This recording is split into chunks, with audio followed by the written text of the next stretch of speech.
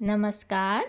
आइए सुनते हैं मुंशी प्रेमचंद जी द्वारा लिखी कहानी ममता। बाबू राम रक्षादास दिल्ली के एक ऐश्वर्यशाली खत्री थे। बहुत ही ठाट बाट से रहने वाले। बड़े बड़े अमीर उनके यहाँ नित्य आते जाते थे। वे आए हुओं का आदर सत्कार ऐसे अच्छे ढंग से करते थे कि इस बात की धूम सारे मोहल्ले में थी। नित्य उनके दरवाजे पर किसी न किसी बहाने से इष्ट मित्र एकत्र हो जाते।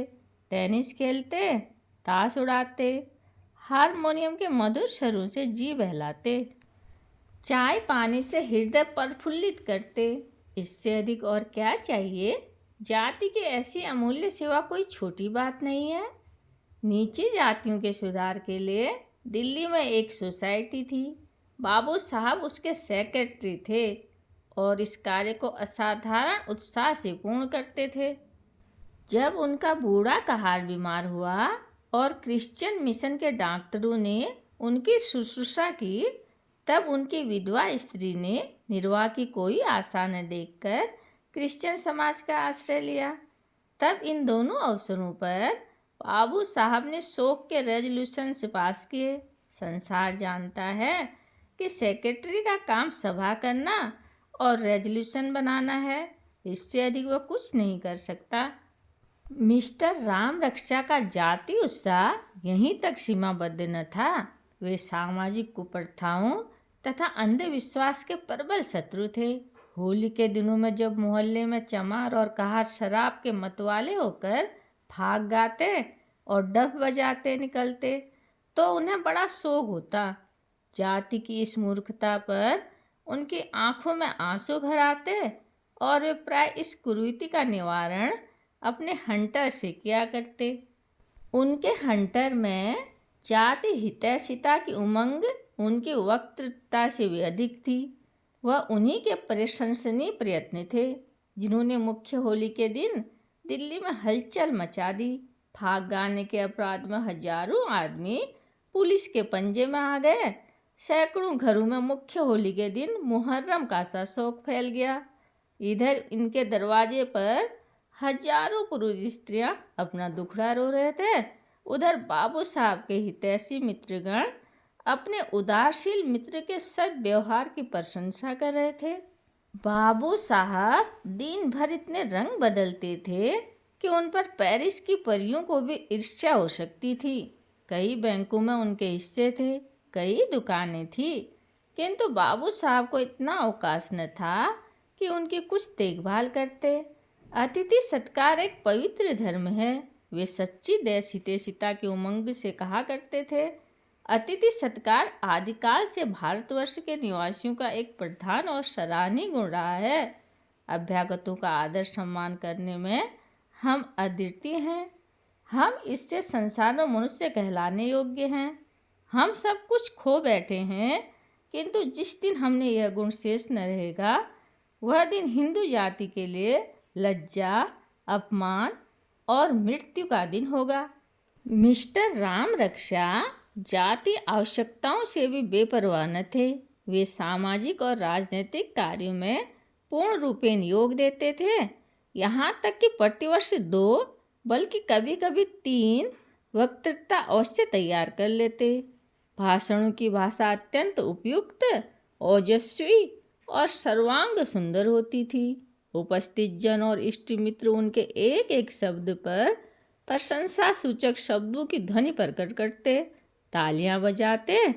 यहाँ तक कि बाबू साहब को व्याख्यान का क्रम स्थिर रखना कठिन हो जाता। व्याख्यान समाप्त होने पर उनके मित्र उन्हें गोद में उठा लेते और आश्चर्यचकित होकर कहते, तेरी भाषा में जादू है। सारांश यह है कि बाबू साहब का यह जाति प्रेम और उद्योग केवल बनावटी सहायता शून्य था, फैशनेबल था। यदि उन्होंने किसी सदुद्योग में भाग लिया था तो वह समृद्ध कुटुंब का विरोध था। अपने पिता के पश्चात वे अपनी विधवा माँ से अलग हो गए थे। इस जाति सेवा में उनकी स्त्री विशेष सहायक थी। विधवा माँ अपने बेटे और बहू के साथ नहीं रह सकती थी। इससे बहू की स्वाधीनता में विघ्न पड़ने से मन दुर्बल और मस्तिष्क शक्तिहीन हो जाता है। बहू को जलाना और कुढ़ाना सास की आदत है। इसलिए बाबू राम रक्षा अपनी माँ से अलग हो गए थे। इसमें संदेह नहीं कि बाबू साहब ने मात्र क्षण का विचार करके 10,000 रुपये अपनी माँ के नाम जमा कर दिए थे कि उनके ब्याज से उनका निर्वाह होता रहे। किंतु बेटे के इस उत्तम आचरण पर माँ का दिल ऐसा टूटा कि वे दिल्ली छोड़कर अयोध्या जा रही, तब से वहीं रहती हैं। बाबू साहब कभी कभी मिसेज रामरक्षा से छिपकर उनसे मिलने अयोध्या जाया करते थे, किंतु वे दिल्ली आने का कभी नाम न लेती। हाँ, यदि कुशल क्षेम की चिट्ठी पहुंचने में कुछ देर हो जाती तो विवश होकर समाचार पूछ लेती थी। उसी मोहल्ले में एक सेठ गिरधारी लाल रहते थे। उनका लाखों का लेन देन था। वे हीरे और रत्नों का व्यापार करते थे। बाबू राम रक्षा के दूर के नाते में साड़ू होते थे। पुराने ढंग के आदमी थे। प्रातःकाल यमुना स्नान करने वाले तथा गाय को अपने हाथों से झाड़ने पोंछने वाले। उनसे मिस्टर राम रक्षा का स्वभाव न मिलता था, परंतु जब कभी रुपयों की आवश्यकता होती तो वे सेठ गिरधारी लाल के यहाँ से बेखटके मांग लिया करते थे। आपस का मामला था। केवल 4 अंगुल के पत्र पर रुपया मिल जाता था। न कोई दस्तावेज, न स्टंप, न साक्ष्यों की आवश्यकता।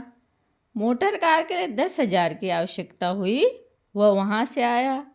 घुड़दौड़ के लिए एक ऑस्ट्रेलियन घोड़ा 1,500 में लिया गया, उसके लिए भी रुपया सेठ जी के यहाँ से आया। धीरे धीरे कोई 20,000 का मामला हो गया।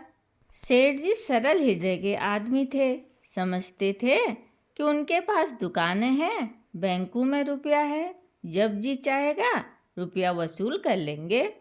किंतु जब 2-3 वर्ष व्यतीत हो गए और सेठ जी तकाजों की अपेक्षा मिस्टर राम रक्षा की मांग ही का आधिक्य रहा तो गिरधारी लाल को संदेह हुआ। वे एक दिन राम रक्षा के मकान पर आए और सभ्य भाव से बोले, भाई साहब, मुझे एक हुंडी का रुपया देना है। यदि आप मेरा हिसाब कर दें तो बहुत अच्छा हो। यह कहकर हिसाब के कागजात और उनके पत्र दिखलाए। मिस्टर राम रक्षा किसी गार्डन पार्टी में सम्मिलित होने के लिए तैयार थे।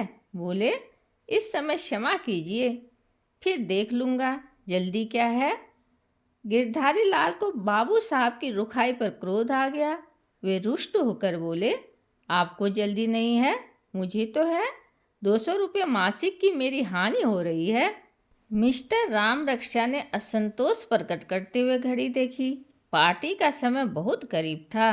वे बहुत विनीत भाव से बोले, भाई साहब, मैं बड़ी जल्दी में हूँ, इस समय मेरे ऊपर कृपा कीजिए, मैं कल स्वयं उपस्थित हूँगा।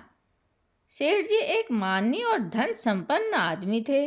वे राम रक्षा के कुरुचिपूर्ण व्यवहार पर जल गए। मैं इनका महाजन हूँ, इनसे धन में, मान में, ऐश्वर्य में बड़ा हुआ हूँ। चाहूँ तो ऐसों को नौकर रख लूँ, इनके दरवाजे पर जाऊँ और आदर सत्कार के जगह उल्टे ऐसा रूखा बर्ताव। वह हाथ बांधे मेरे सामने न खड़ा रहे, किंतु क्या मैं पान, इलायची, इत्र आदि से भी सम्मान करने के योग्य नहीं। वे तिनक कर बोले, अच्छा तो कल हिसाब साफ हो जाए। राम रक्षा ने अकड़ कर उत्तर दिया, हो जाएगा। राम रक्षा के गौरवशाली हृदय पर सेठ जी के इस बर्ताव का कुछ खेदजनक असर न हुआ। इस काठ के कुंदे ने आज मेरी प्रतिष्ठा धूल में मिला दी। वह मेरा अपमान कर गया। अच्छा, तुम भी इसी दिल्ली में रहते हो और हम भी यहीं हैं।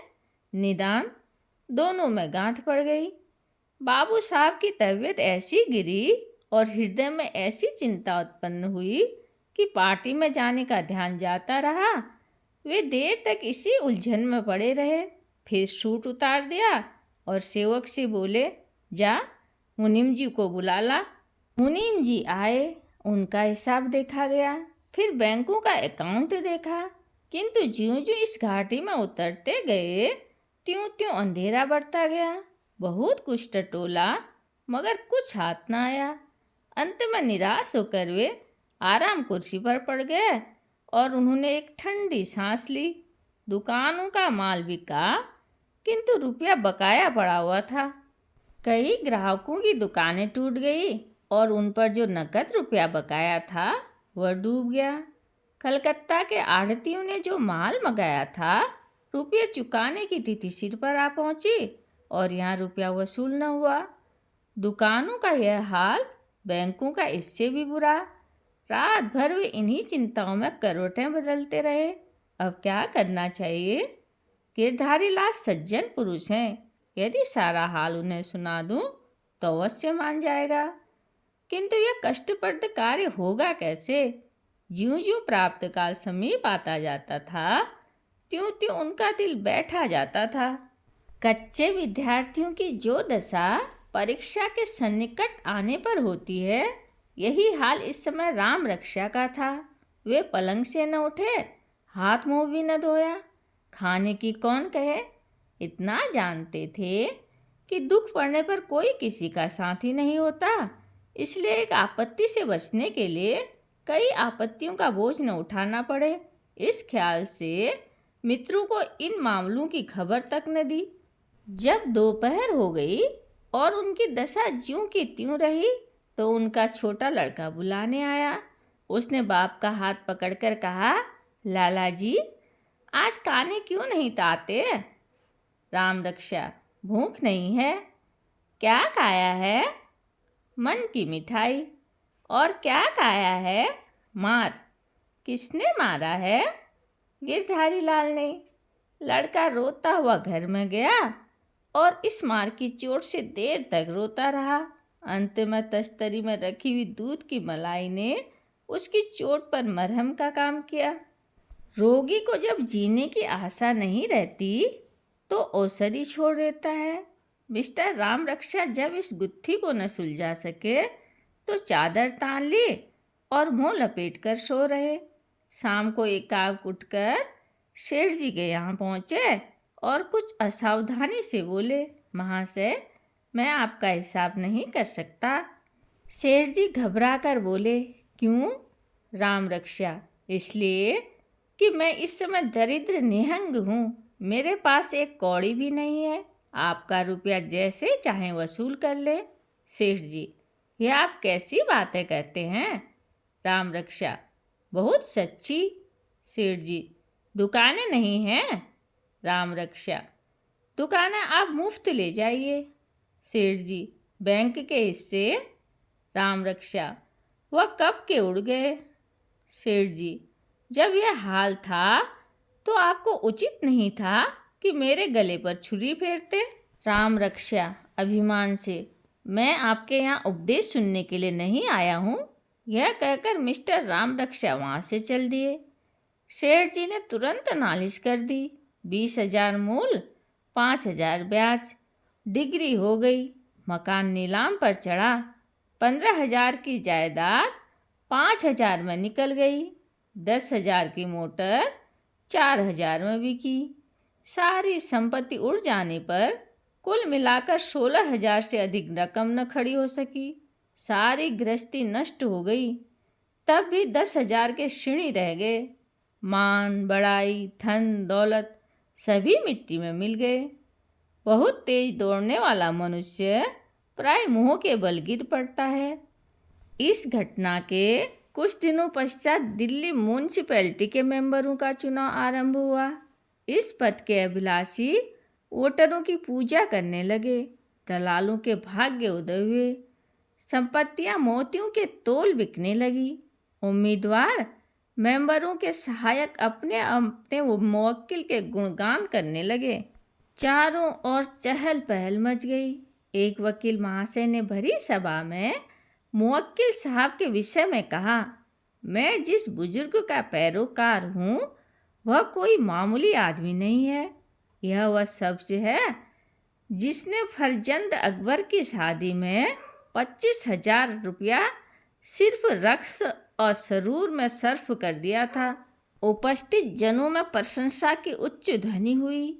एक दूसरे महाशय ने अपने मोहल्ले के वोटरों के सम्मुख मुवक्किल की प्रशंसा यूं की, मैं यह नहीं कह सकता कि आप सेठ गिरधारी लाल को अपना मेंबर बनाइए। आप अपना भला बुरा स्वयं समझते हैं और यह भी नहीं कि सेठ जी मेरे द्वारा अपनी प्रशंसा के भूखे हों। मेरा निवेदन केवल यही है कि आप जिसे मेंबर बनाएं, पहले उसके गुण दोषों का भली भांति परिचय ले लें। दिल्ली में केवल एक मनुष्य है जो गत वर्षों से आपकी सेवा कर रहा है। केवल एक आदमी है जिसने पानी पहुंचाने और स्वच्छता प्रबंधों में हार्दिक धर्म भाव से सहायता दी है। केवल एक पुरुष है जिसको श्रीमान वायसराय ने दरबार में कुर्सी पर बैठने का अधिकार प्राप्त है, और आप सब महाशय उसे जानते भी हैं। उपस्थित जनों ने तालियां बजाई। सेठ गिरधारी लाल के मोहल्ले में उनके एक प्रतिवादी थे। नाम था मुंशी फैजुल रहमान खां। बड़े जमींदार और प्रसिद्ध वकील थे। बाबू राम रक्षा ने अपनी दृढ़ता, साहस, बुद्धिमत्ता और मृदु भाषण से मुंशी जी की सेवा करनी आरंभ कर की। सेठ जी को परास्त करने का यह अपूर्व अवसर हाथ आया। वे रात और दिन इसी धुन में लगे रहते। उनकी मीठी और रोचक बातों का प्रभाव उपस्थित जनों पर बहुत अच्छा पड़ता। एक बार अपने असाधारण श्रद्धा उमंग में आकर बाबू राम रक्षा ने कहा, मैं डंके की चोट पर कहता हूँ कि मुंशी फैजुल रहमान से अधिक योग्य आदमी आपको दिल्ली में न मिल सकेगा। यह वह आदमी है जिसकी गजलों पर कई जनों में वाह वाह मच जाती है। ऐसे श्रेष्ठ आदमी की सहायता करना मैं अपना जाति और सामाजिक धर्म समझता हूँ। अत्यंत शोक का विषय है कि बहुत से लोग इस जाति और पवित्र काम को व्यक्तिगत लाभ का साधन बनाते हैं। धन और वस्तु है श्रीमान वायसराय के दरबार में प्रतिष्ठित होना और वस्तु, किंतु सामाजिक सेवा तथा जाति चाकरी और ही चीज़ है। वह मनुष्य जिसका जीवन ब्याज प्राप्ति, बेईमानी, कठोरता तथा निर्दयता और सुख विलास में व्यतीत होता है, वह इस सेवा के योग्य कदापि नहीं है। सेठ गिरधारी लाल इस अनियोक्तिपूर्ण भाषण का हाल सुनकर क्रोध से आग हो गए। मैं बेईमान हूँ, ब्याज का धन खाने वाला हूँ, विषयी हूँ, कुशल हुई जो तुमने मेरा नाम नहीं लिया, किंतु अब भी तुम मेरे हाथ में हो। मैं अब भी तुम्हें जिस तरह चाहूँ नचा सकता हूँ। खुशामदियों ने आग पर तेल डाला। इधर राम रक्षा अपने काम में तत्पर रहे।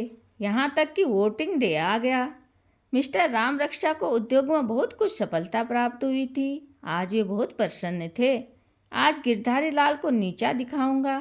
आज उसको जान पड़ेगा कि धन संसार के सभी पदार्थों को इकट्ठा नहीं कर सकता। जिस समय फैजुल रहमान के वोट अधिक निकलेंगे और मैं तालियां बजाऊंगा, उस समय गिरधारी लाल का चेहरा देखने योग्य होगा। मुंह का रंग बदल जाएगा, हवाइयाँ उड़ने लगेंगी, आंखें न मिला सकेगा, शायद फिर मुझे मुंह न दिखा सके।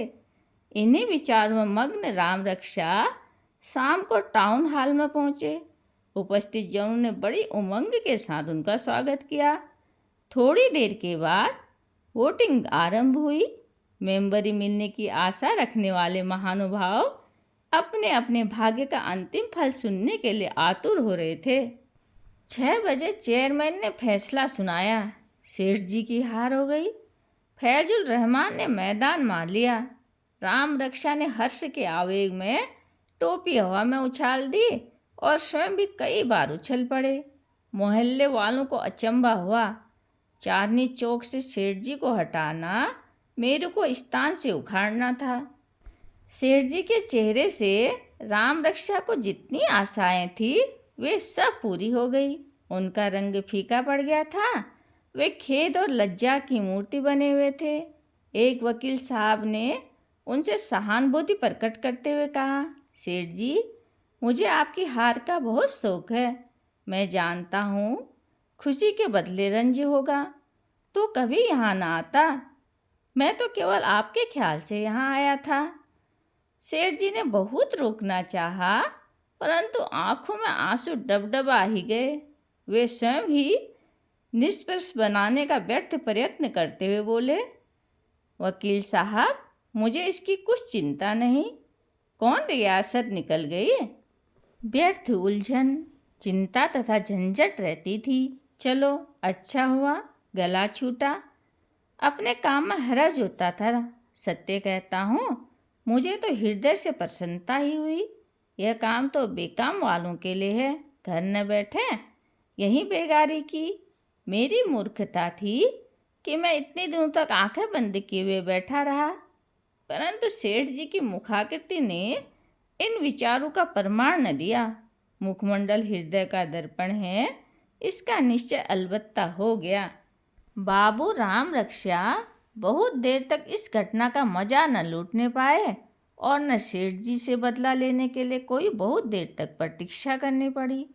सभा विसर्जित होते ही जब बाबू राम रक्षा सफलता की उमंग में ऐरते, मूछ पर ताव देते और चारों ओर गर्व की दृष्टि डालते हुए बाहर आए, तो दीवानी के 3 सिपाहियों ने आगे बढ़कर उन्हें गिरफ्तारी का वारंट दिखा दिया। अब बाबू राम रक्षा के चेहरे का रंग उतर जाने की और सेठ जी के इस मनोवांछित दृश्य से आनंद उठाने की बारी थी। गिरधारी लाल ने आनंद की उमंग में तालियां तो न बजाई, परंतु मुस्कुराकर मुंह फेर लिया। रंग में भंग पड़ गया। आज इस विषय के उपलक्ष्य में मुंशी फैजुल रहमान ने पहले ही से एक बड़े समारोह के साथ गार्डन पार्टी की तैयारियां की थी। मिस्टर राम रक्षा इसके प्रबंध करता थे। आज ही आफ्टर डिनर स्पीच उन्होंने बड़े परिश्रम से तैयार की थी, किंतु इस वारंट ने सारी कामनाओं का सत्यानाश कर दिया। यूं तो बाबू साहब के मित्रों में ऐसा कोई भी न था जो 10,000 रुपये जमानत दे देता। अदा कर देने का तो जिक्र ही क्या। किंतु कदाचित ऐसा होता भी तो सेठ जी अपने को भाग्यहीन समझते। 10,000 रुपये और म्यूनिसिपैलिटी की प्रतिष्ठित मेंबरी खोकर उन्हें इस समय यह हर्ष हुआ था। मिस्टर राम रक्षा के घर पर यूं ही यह खबर पहुंची, कोहराम मच गया। उनकी स्त्री पछाड़ खाकर पृथ्वी पर गिर पड़ी। जब कुछ होश में आई तो रोने लगी और रोने से छुट्टी मिली तो उसने गिरधारी लाल को कोसना आरंभ किया। देवी देवता मनाने लगी। उन्हें रिश्वतें देने पर तैयार हुई कि ये गिरधारी लाल को किसी प्रकार निगल जाए। इस बड़े भारी मन में वह गंगा और यमुना से सहायता मांग रही थी। प्लेग और विसूचिका की खुशामदें कर रही थी कि ये दोनों मिलकर उस गिरधारी लाल को हड़प ले जाए। किंतु गिरधारी लाल का कोई दोष नहीं, दोष तुम्हारा है। बहुत अच्छा हुआ, तुम इसी पूजा के देवता थे। क्या अब दावतें न खिलाओगे? मैंने तुम्हें कितना समझाया। रोई, रूठी, बिगड़ी, किंतु तुमने एक न सुनी। गिरधारी लाल ने बहुत अच्छा किया। तुम्हें शिक्षा तो मिल गई, किंतु तुम्हारा भी दोष नहीं। यह सब आग मैंने ही लगाई। मखमली स्लीपरों के बिना मेरे पाँव ही नहीं उठते थे। बिना जड़ाव कड़ों के मुझे नींद न आती थी। सेज गाड़ी मेरे लिए मंगवाई थी। अंग्रेजी पढ़ने के लिए मेम साहब को मैंने ही रखा। ये सब कांटे मैंने ही बोए हैं। मिसेस राम रक्षा बहुत देर तक इन्हीं विचारों में डूबी रही। जब रात भर करवटें बदलने के बाद वह सवेरे उठी तो उनके विचार चारों ओर से ठोकर खाकर केवल एक केंद्र पर जमा हो गए। गिरधारी लाल बड़ा बदमाश और घमंडी है। मेरा सब कुछ लेकर भी उसे संतोष नहीं हुआ। इतना भी इस निर्दयी कसाई से न देखा गया। भिन्न भिन्न प्रकार के विचारों ने मिलकर एक रूप धारण किया और क्रोधाग्नि को दहलाकर प्रबल कर दिया। ज्वालामुखी शीशे में जब सूर्य की किरणें एक होती है तब अग्नि प्रकट हो जाती है। स्त्री के हृदय में रह रहकर क्रोध की एक असाधारण लहर उत्पन्न होती थी। बच्चे ने मिठाई के लिए हट किया, उस पर बरस पड़ी। मेहरी ने चौका बर्तन करके चूल्हे में आग जला दी, उसके पीछे पड़ गई। मैं तो अपने दुखों को रो रही हूँ, उस चुड़ैल को रोटियों की धुन सवार है। निदान 9 बजे उससे न रहा गया। उसने एक पत्र लिखकर अपने हृदय की ज्वाला ठंडी की। सेठ जी, तुम्हें अब अपने धन के घमंड ने अंधा कर दिया है, किंतु किसी का घमंड इसी तरह सदा नहीं रह सकता। कभी न कभी सिर अवश्य नीचा होता है। अफसोस कि कल शाम को जब तुमने मेरे प्यारे पति को पकड़वाया, मैं वहाँ मौजूद न थी, नहीं तो अपना और तुम्हारा रक्त एक कर देती। तुम धन के मद में भूले हुए हो, मैं उसी दम तुम्हारा नशा उतार देती। एक स्त्री के हाथों अपमानित होकर तुम फिर किसी को मुंह दिखाने लायक न रहते। अच्छा, इसका बदला तुम्हें किसी न किसी तरह जरूर मिल जाएगा। मेरा कलेजा उस दिन ठंडा होगा जब तुम निर्वश हो जाओगे और तुम्हारे कुल का नाम मिट जाएगा। शेठ जी पर यह फटकार पड़ी तो वे क्रोध से आग हो गए। यद्यपि वे शूद्र हृदय मनुष्य न थे, परंतु क्रोध के आवेग में सौजन्य का चिन्ह भी शेष नहीं रहता। यह ध्यान न रहा कि यह एक दुखिनी की क्रंदन ध्वनि है, एक सताई हुई स्त्री की मानसिक दुर्बलता का विचार है। उसकी धनहीनता और विवशता पर उन्हें तनिक भी दया न आई और वे मरे हुए को मारने का उपाय सोचने लगे।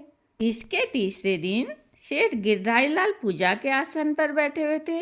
मेरी ने आकर कहा, सरकार, कोई स्त्री आपसे मिलने आई है। सेठ जी ने पूछा, कौन स्त्री है? मेरी ने कहा, सरकार, मुझे क्या मालूम, लेकिन है कोई भले मानुस। रेशमी साड़ी पहने, हाथ में सोने के कड़े हैं, पैरों में टाटा के स्लीपर है, बड़े घर की स्त्री जान पड़ती है। यूँ साधारण सेठ जी पूजा के समय किसी से नहीं मिलते थे, चाहे कैसा ही आवश्यक काम क्यों न हो। ईश्वर उपासना में सामाजिक बाधाओं को घुसने नहीं देते थे। किंतु ऐसी दशा में जबकि किसी बड़ी घर की स्त्री मिलने के लिए आए तो थोड़ी देर के लिए पूजा में विलंब करना निंदनीय नहीं कहा जा सकता। ऐसा विचार करके वे नौकर से बोले, उन्हें बुला लाओ। जब वह स्त्री आई तो सेठ जी स्वागत के लिए उठकर खड़े हो गए। तत्पश्चात अत्यंत कोमल वचनों के साथ कारुणिक शब्दों में बोले, माता, कहाँ से आना हुआ?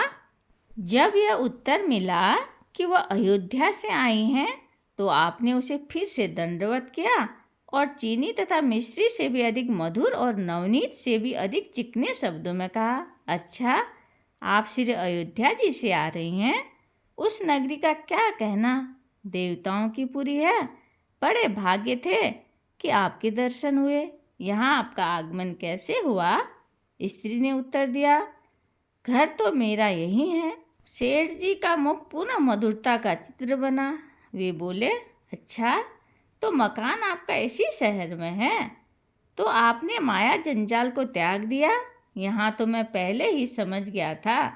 ऐसी पवित्र आत्मा संसार में बहुत थोड़े हैं। ऐसे देवियों के दर्शन दुर्लभ होते हैं। आपने मुझे दर्शन दिए, बड़ी कृपा की।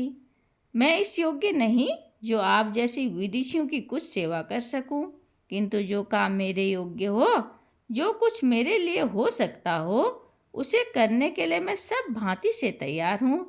यहाँ सेठ साहूकारों ने मुझे बहुत बदनाम कर रखा है। मैं सबकी आंखों में खटकता हूँ। इसका कारण सिवाय इसके और कुछ नहीं कि जहाँ वे लोग लाभ का ध्यान रखते हैं, वहाँ मैं भलाई का रखता हूँ। यदि कोई बड़ी अवस्था का वृद्ध मनुष्य मुझसे कुछ कहने सुनने के लिए आता है, तो विश्वास मानो मुझसे उसका वचन टाला नहीं जाता। कुछ बुढ़ापे का विचार, कुछ उसके दिल टूट जाने का डर, कुछ यह ख्याल कि कहीं ये विश्वासघातियों के फंदे में न फंस जाए, मुझे उसकी इच्छाओं की पूर्ति के लिए विवश कर देता है।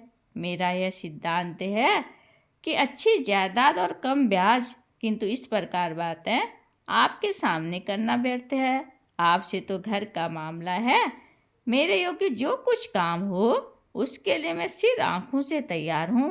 वृद्ध स्त्री, मेरा काम आप ही से हो सकता है। सेठ जी प्रसन्न होकर, बहुत अच्छा, आज्ञा दो।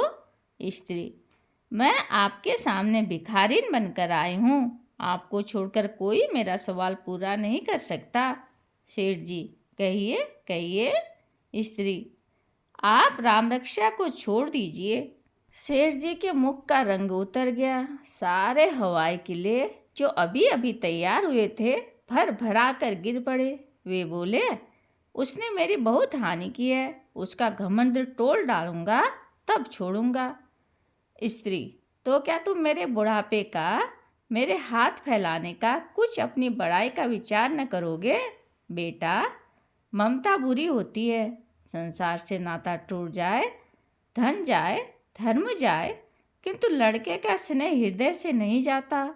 संतोष सब कुछ कर सकता है, किंतु बेटे का प्रेम माँ के हृदय से नहीं निकल सकता। इस पर हाकिम का, राजा का, यहाँ तक कि ईश्वर का भी बस नहीं है। तुम मुझ पर तरस खाओ, मेरे लड़के को जान छोड़ दो, तुम्हें बड़ा यश मिलेगा। मैं जब तक जीऊँगी तुम्हें आशीर्वाद देती रहूँगी। सेठ जी का हृदय कुछ पसीजा। पत्थर की तह में पानी रहता है, किंतु तत्काल ही उन्हें मिसेज राम रक्षा के पत्र का ध्यान आ गया। वे बोले, मुझे राम रक्षा से कोई उतनी शत्रुता नहीं थी। यदि उन्होंने मुझे न छेड़ा होता तो मैं न बोलता। आपके कहने से मैं अब भी उसका अपराध क्षमा कर सकता हूँ, परंतु उसकी बीवी साहिबा ने जो पत्र मेरे पास भेजा है उसे देखकर शरीर में आग लग जाती है। दिखाऊं आपको?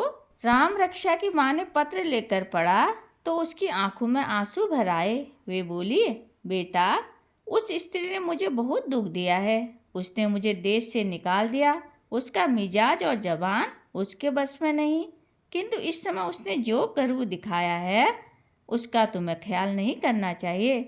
तुम इसे भुला दो। तुम्हारा देश देश में नाम है। यह नेकी तुम्हारे नाक और को भी फैला देगी। मैं तुमसे प्रण करती हूँ कि सारा समाचार राम रक्षा से लिखवाकर किसी अच्छे समाचार पत्र में छपवा दूंगी। राम रक्षा मेरा कहना नहीं टालेगा। तुम्हारे उस उपकार को वह कभी न भूलेगा। जिस समय से ये समाचार संवाद पत्रों में छपेंगे उस समय हजारों मनुष्यों को तुम्हारे दर्शन की अभिलाषा होगी। सरकार में तुम्हारी बड़ाई होगी और मैं सच्चे हृदय से कहती हूँ कि शीघ्र ही तुम्हें कोई न कोई पदवी मिल जाएगी। राम रक्षा की अंग्रेजों से बहुत मित्रता है। वे उसकी बात कभी न टालेंगे। सेठ जी के हृदय में गुदगुदी पैदा हो गई। यदि इस व्यवहार से वो पवित्र और माननीय स्थान प्राप्त हो जाए जिसके लिए हजारों खर्च किए, हजारों डालियाँ दी, हजारों अन्य विनय की, हजारों खुशामदें की, खानसामों की झिड़कियाँ सही, बंगलों के चक्कर लगाए, तो इस सफलता के लिए ऐसे कई हजार में खर्च कर सकता हूँ। निसंदेह मुझे इस काम में राम रक्षा से बहुत कुछ सहायता मिल सकती है। किंतु इन विचारों को प्रकट करने से क्या लाभ? उन्होंने कहा, माता, मुझे नाम नमूद की बहुत चाह नहीं है। बड़ों ने कहा है, नेकी कर दरिया में डाल। मुझे तो आपकी बात का ख्याल है। पदवी मिले तो लेने से इनकार नहीं, न मिले तो तृष्णा नहीं, परंतु यह तो बताइए कि मेरे रुपयों का क्या प्रबंध होगा? आपको मालूम होगा कि मेरे 10,000 रुपये आते हैं। राम रक्षा की माँ ने कहा, तुम्हारे रुपयों की जमानत मैं करती हूँ। यह देखो, बंगाल बैंक की पासबुक है, उसमें मेरा 10,000 रुपया जमा है। उन रुपयों से तुम राम रक्षा को कोई व्यवसाय करा दो। तुम उस दुकान के मालिक रहोगे, राम रक्षा को उसका मैनेजर बना देना। जब तक तुम्हारे कहे पर चले निभाना, नहीं तो दुकान तुम्हारी है। मुझे उसमें से कुछ नहीं चाहिए। मेरी खोज खबर लेने वाला ईश्वर है। राम रक्षा अच्छी तरह रहे, उससे अधिक मुझे और न चाहिए। यह कहकर उसने पासबुक सेठ जी को दे दी। माँ के सता प्रेम ने सेठ जी को विह्वल कर दिया। पानी उबल पड़ा और पत्थर नीचे ढक गया। ऐसे पवित्र दृश्य देखने के लिए जीवन में कम अवसर मिलते हैं। सेठ जी के हृदय में परोपकार की एक लहर सी उठी। उनकी आंखें डबडबा आई। जिस प्रकार पानी के बहाव से कभी कभी बांध टूट जाता है, उसी प्रकार परोपकार की इस उमंग ने स्वार्थ और माया के बंधन को तोड़ दिया। वे पासबुक वृद्धा स्त्री को वापस देकर बोले, माता, यह आपकी किताब लो। मुझे अब अधिक लज्जित न करो। यह देखो, राम रक्षा का नाम वहीं से उड़ा देता हूँ। मुझे कुछ नहीं चाहिए। मैंने अपना सब कुछ पा लिया। आज तुम्हारा राम रक्षा तुमको मिल जाएगा। इस घटना के 2 वर्ष उपरांत टाउन हॉल में फिर एक बड़ा जलसा हुआ। बैंड बज रहा था, झंडे और ध्वजा वायुमंडल में लहरा रही थी। नगर के सभी मान्य पुरुष उपस्थित थे। लैंडो, फिटन और मोटरों से सारा हाता भरा हुआ था। एकाएक मुश्ती घोड़े की एक फिटन ने हाथे में प्रवेश किया। सेठ गिरधारी लाल बहुमूल्य वस्त्रों से सजे हुए उसमें से उतरे। उनके हाथ एक फैशनेबल नवयुवक अंग्रेजी सूट पहने मुस्कुराता हुआ उतरा। ये मिस्टर राम रक्षा थे। वे अब सेठ जी की एक खास दुकान के मैनेजर हैं। केवल मैनेजर ही नहीं, बल्कि उन्हें मैनेजिंग प्रोप्राइटर समझना चाहिए। दिल्ली दरबार में सेठ जी को राय बहादुर का पद मिला है। आज डिस्ट्रिक्ट मजिस्ट्रेट नियमानुसार उसकी घोषणा करेंगे और सूचित करेंगे कि नगर के माननीय पुरुष की ओर से सेठ जी को धन्यवाद देने के लिए बैठक हुई है। सेठ जी की ओर से धन्यवाद का वक्तव्य राम रक्षा करेंगे। जिन लोगों ने उनकी वक्तृता सुनी है वे बहुत उत्सुकता से उस अवसर की प्रतीक्षा कर रहे हैं। बैठक समाप्त होने पर सेठ जी राम रक्षा के साथ अपने भवन पर पहुंचे तो मालूम हुआ कि आज वही वृद्धा उनसे फिर मिलने आई है। सेठ जी दौड़कर राम रक्षा की माँ के चरणों से लिपट गए। उनका हृदय इस समय नदी की भांति उमड़ा हुआ था। राम रक्षा एंड फ्रेंड्स नामक चीनी बनाने का कारखाना बहुत उन्नति पर है। राम रक्षा अब भी उसी ठाट बाट से जीवन व्यतीत कर रहे हैं, किंतु पार्टियां कम देते हैं और दिन भर में 3 से अधिक सूट नहीं बदलते। वे अब उस पत्र को जो उनकी स्त्री ने सेठ जी को लिखा था संसार की एक बहुत अमूल्य वस्तु समझते हैं और मिसेज राम रक्षा को भी अब सेठ जी के नाम को मिटाने की अधिक चाह नहीं है, क्योंकि अभी हाल में जब उनके यहाँ लड़का पैदा हुआ था मिसेज राम रक्षा ने अपना स्वर्ण कंकड़ धाई को उपहार दिया था। उन्होंने मिठाइयाँ बांटी थी। यह सब हो गया, किंतु यह बात जो अब होनी चाहिए थी न हुई। राम रक्षा की माँ अब भी अयोध्या में रहती है और अपनी पुत्र वधू की सूरत नहीं देखना चाहती। धन्यवाद।